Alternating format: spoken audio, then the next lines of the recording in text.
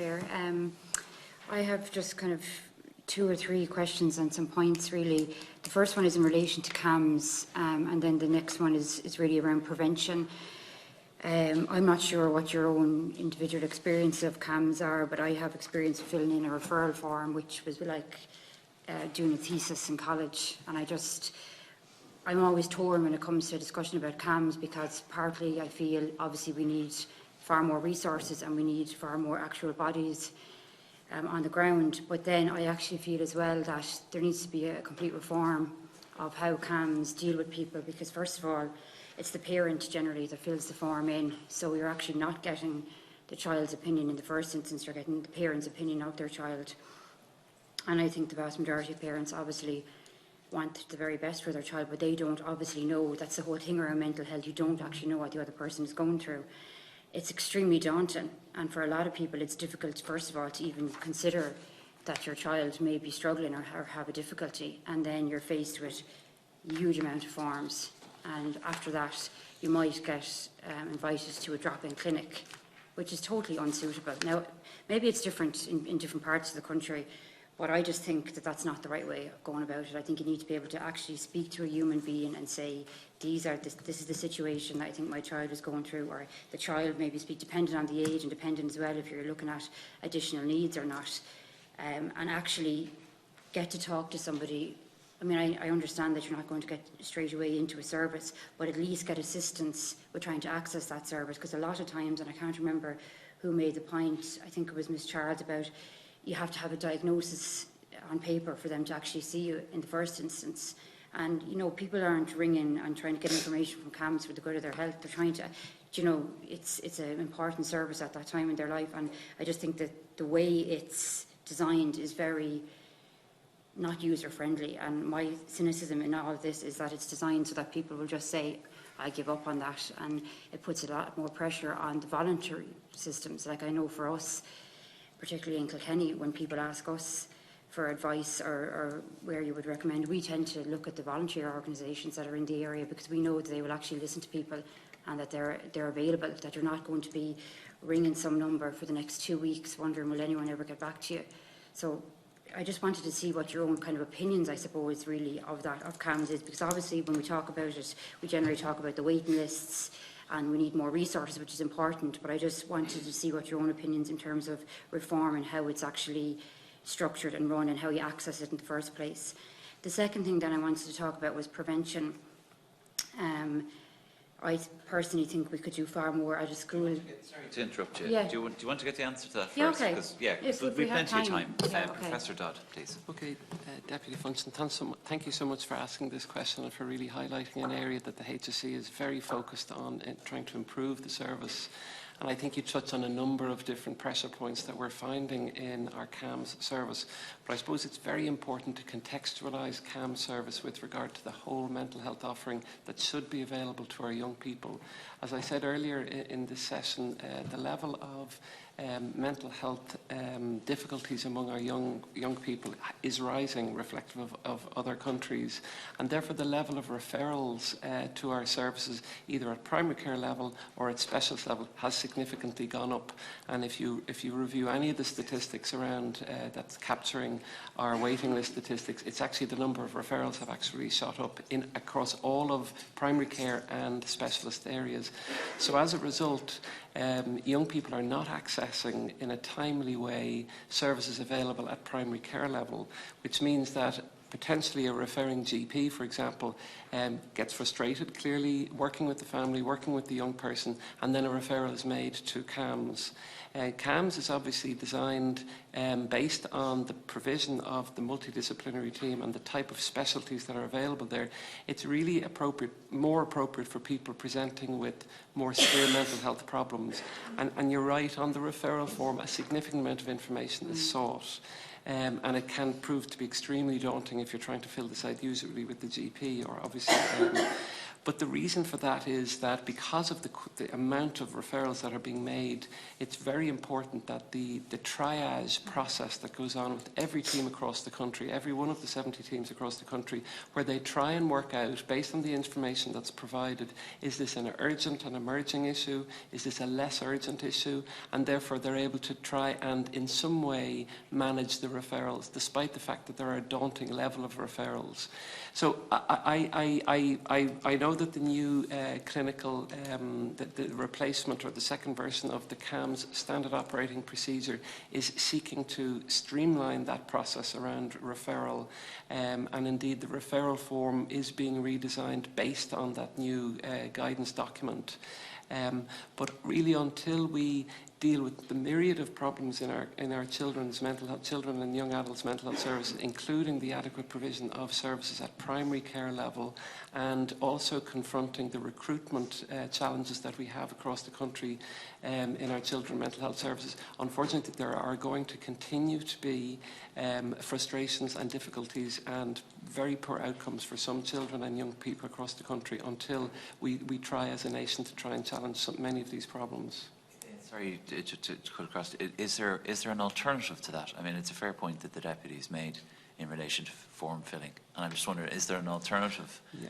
Well, you've mentioned a streamlining process, but I mean, you're still filling out forms, copious amounts of information. I mean, well, in many parts of the country, waiting list initiatives take place on, I suppose, in a reactive way. So I suppose these waiting lists are very actively managed, and I'm familiar with a number of initiatives that have taken place in various parts of the country that when waiting lists get significantly high, members of the CAMS team will actually take on an enhanced triage role and will actually contact either the GP or the family who filled out the form to get more information to see if the individual is still presenting in the way that's been described. So I don't think there's nothing in the system that precludes CAMS teams contacting either the referrer or the family to try and get additional information, and that does take place across the country, specifically in the context of waiting list initiatives.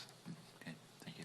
I would say there needs to be far more consistency in that then, because I would be absolutely shocked if anyone in the southeast region, which I know you must know has serious difficulty with CAMS and with people resigning due to not being able to cope themselves with the fact that they weren't able to actually help the levels of people waiting, but that definitely doesn't happen. And the point I'm trying to make is that even just to get on the waiting list sometimes can be extremely difficult, and you're going to have a cohort of people there that will slip through the cracks, because the whole thing when you're in a mental health difficulty, like you're generally, that's when you need someone else to be your voice sometimes to get you onto that waiting list. You're not going to be saying, I'm going to fill in all these forms, I'm going to get all the information. You're more likely to say, I'll leave that there, won't bother with it, and then will anyone even remember that I did look for a referral? You know, that's the kind of the point I'm trying to make, that even just to get on the waiting list is difficult, and often they'll write back and say, we feel you're more suited to psychology, which is fine, but the service they offer there is drop-in clinics. Now it's obviously different in different parts of the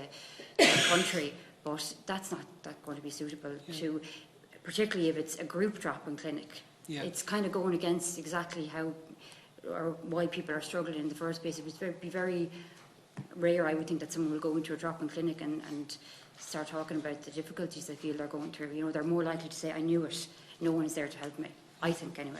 Yeah.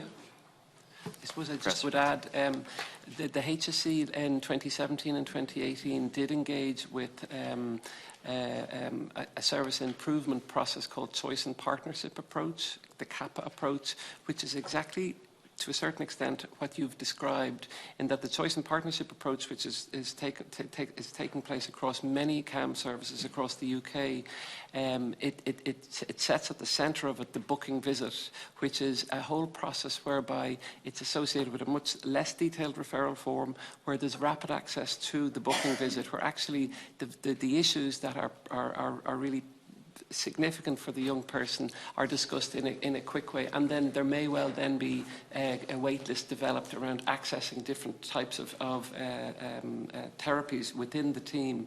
That's a process that we're currently trying to establish 3 demonstration sites across the country, so that we can, I suppose, demonstrate the effectiveness of that model within an Irish setting. Unfortunately, the demonstration sites that were selected in 2018, there was recruitment difficulties with backfilling staff to try and take on beyond that demonstration site type work, but we remain committed to trying to improve the whole experience of the referral and I suppose the intake into our children's, our camp services. Thank you, Professor. Any other takers? Ms. Charles. Thank you. I wouldn't mind just adding to that. I suppose I did mention about sort of looking at a holistic and multidisciplinary approach, and the fact that we need to put the child at the centre. So even the way you were mentioning about the adult filling in the form, nobody was speaking, you know, if it's possible to speak directly to the young person and hear directly from them. And in the meantime, while we're waiting for an assessment to take place and a referral to take place, well, could other interventions be looked at? Could we be looking at providing the creative therapies that may even just help bridge the time gap that we currently have? Now, I know there's a shortage across the board, so that's just an issue of trying to get more funding and more bodies in posts, but I think we need to look at it creatively and always bear in mind that we need to keep the child at the centre, or the young person at the centre. Thank you. Thank you, Ms. Charles. I just have, it's more like, I suppose, observations in relation to prevention as well, because I think, you'll have a range of different difficulties. Some people have very severe difficulties, but I think so much could be done about prevention, and particularly at school level. It's a major issue I have. I think the school system is far too academic. I'm always saying it, and it's far too pressurised. But even from a young age, like when kids go into junior and senior infants, they tend to love school. By the time they're coming out, they can't wait to get out. The reason is, like, obviously it becomes a lot more difficult, but there's less and less free time. You know, like even if there was more mindfulness and meditation and the listening skills you spoke about. I remember, it's years ago now, but I did volunteer work with Samaritans about 15 years ago, and they did an excellent course in listening. That was the first thing you had to do for about 4 weeks, and it's something that would stand you for your whole entire life, and not judging.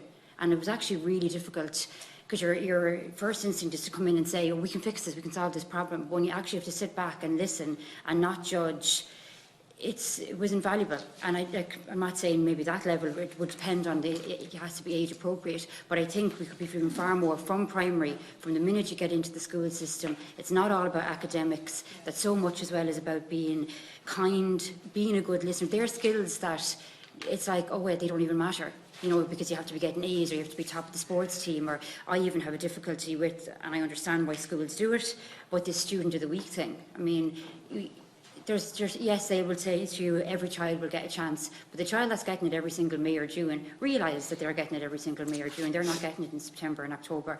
And even just that sort of that sort of stuff just really bothers me. And I think as well, we can't get away from it now, because people are putting it, and we're all guilty as parents of, you're being proud of your kids and stuff, but to a certain extent there's so much of it out there, whether it's student of the week, or whether it's junior cert results, or the parent-teacher meetings are coming up.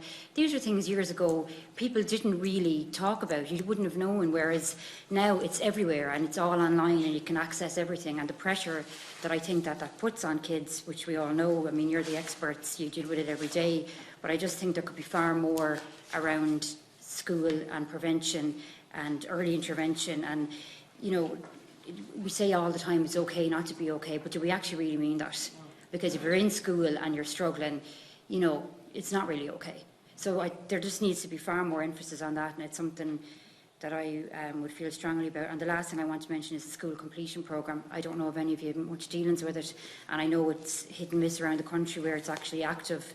But in my experience, it's fantastic, because schools, I know in our region anyway, that are in the school completion programme have access to play therapy and counselling, and there's no waiting list, and a kid can get that. And it's totally based on the needs of the child. It's not that the parents have to go through a means test first and then they're outside of it. It's totally that this child needs it right now. And they do a lot of other things as well, but I just think if we had more play therapy and counselling, it's obviously age appropriate at primary and going into secondary school level, you would see a lot of not all the difficulties, not the more complex ones, but a lot of the ones around anxiety and that coping mechanisms and building resilience. I think we'd do a far better outcome. And if you look at the schools that are in school completion, they do tend to have that early intervention, and it stops it from becoming a major issue, or at least it gives children, like, how do we cope with this going forward?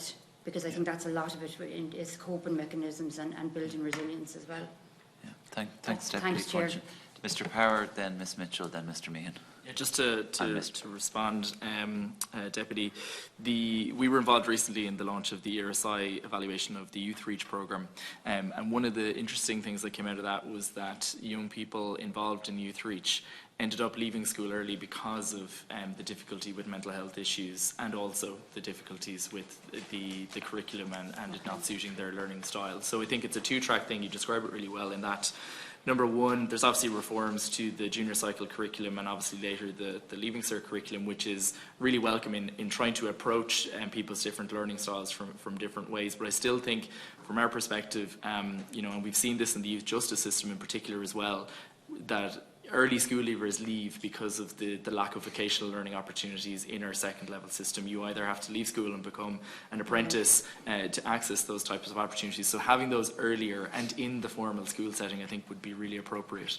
And secondly, we'd really, in addition to obviously the new wellbeing curriculum, which is really exciting and a huge opportunity to increase that type of learning that you're talking about earlier, we would endorse the IACP's recommendation for a pilot for a schools-based counselling programme. So one of the things that young people tell us is that if they need help, if they really needed help, they would look for it, which to us suggests that they're kind of waiting until they get to a crisis before actually looking for support. So having lower level kind of brief intervention, kind of basic psychology type services within school settings actually could help us to prevent young people from ever needing to access services, even primary care psychology, or even further obviously down the more acute end in terms of CAMS. So I think from our perspective, we really do believe that you know, we need to look at the education system, and I welcome this committee's examination of this topic today because it is multifactorial. It's not, as we discussed earlier in the issue of suicide, it's complex and it needs multiple things to be able to address it.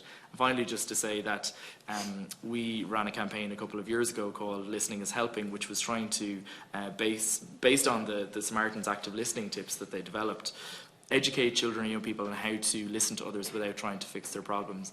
And some of the resources we run out in schools is some videos of pairs of friends, one of whom was the listener and one of whom was the friend, and how the listener demonstrated good listening skills. And really it's trying to educate our young people to be there for each other as well, because peer support is a huge help if it's appropriate obviously as well. Thank you. Thank you, Mr. Farrer.